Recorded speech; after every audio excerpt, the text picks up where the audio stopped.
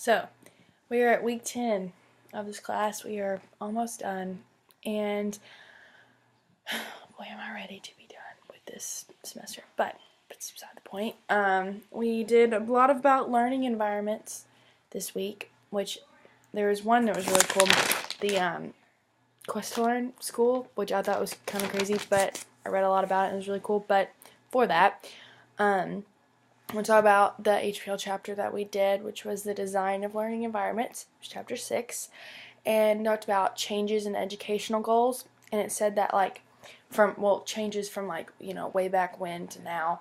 And so one of them was talking about in writing, and it says that the definition of functional literacy changed from being able to just sign one's name to word decoding to reading for new information, which I think is really cool. It's talking about how in the 1800s you really only read for functionality, you didn't read for really anything else besides that. You just pretty much read just to be able to sign your name on a piece of paper. But now look how far we've come, just leaps and bounds.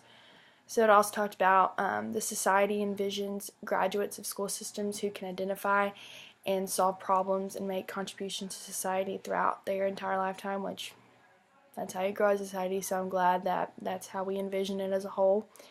Their learner-centered environments was another thing we talked about, and it was talking about diagnostic teaching, which was attempting to discover what students think in relation to the problems on hand and discussing their misconception sensitivity and giving them situations to go on thinking about so they can adjust their ideas if needed.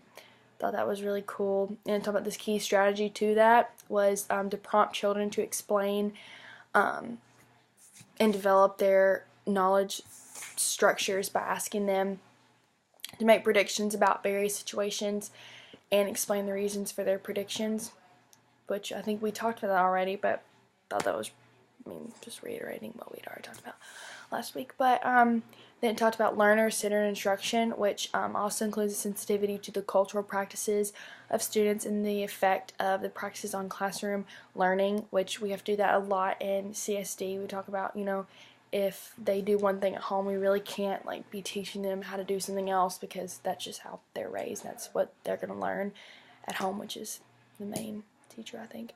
And then learner-centered, teachers will also respect the language practices of the students because they provide a basis for further learning.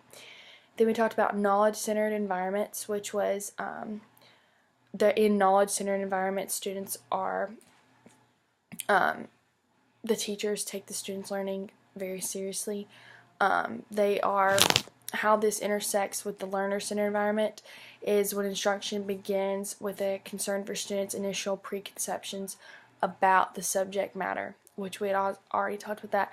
And that was at the beginning of the semester, talking about how people come with preconceptions of learning and how that will affect what they take in and how they see stuff. Then we talk about the weird part of the election, which was the Quest to Learn school. I don't really know how this would work, if it would work in reality, because it showed really good results, but I just don't really see how you could focus at a school like this. But they did game-based learning the majority of the time, I guess, or that's what I got from their website. It was kind of funky. They define games as carefully designed, student-driven systems that are narrative-based, structured, interactive, and immersive, which sounds great in reality, but you couldn't get a 5th grader in there to learn through. The example that they gave was the 9th grade biology students spend their year as workers in a fictional biotech company, and their jobs is to clone dinosaurs and create stable ecosystems for them, which sounds really cool. I would have loved to have done that in 9th grade, but that's 9th grade. I don't really understand how this would work with little kids. I would definitely love to job shadow and see how that would work, because I really just don't know how that would work. But there's 7 principles of this entire shindig was everyone is a participant, challenge is constant, learning happens by doing, which duh. Feedback is immediate and ongoing, which is really important, I think. Failures are framed as iteration. I don't think I know what that word means, and I'm 20 years old. I don't know. Everything is interconnected, and it kind of feels like play. I don't know how that would work, but I guess it's a cool concept. But I'm glad we learned about it, and I'm almost out of time, so I'm gonna go.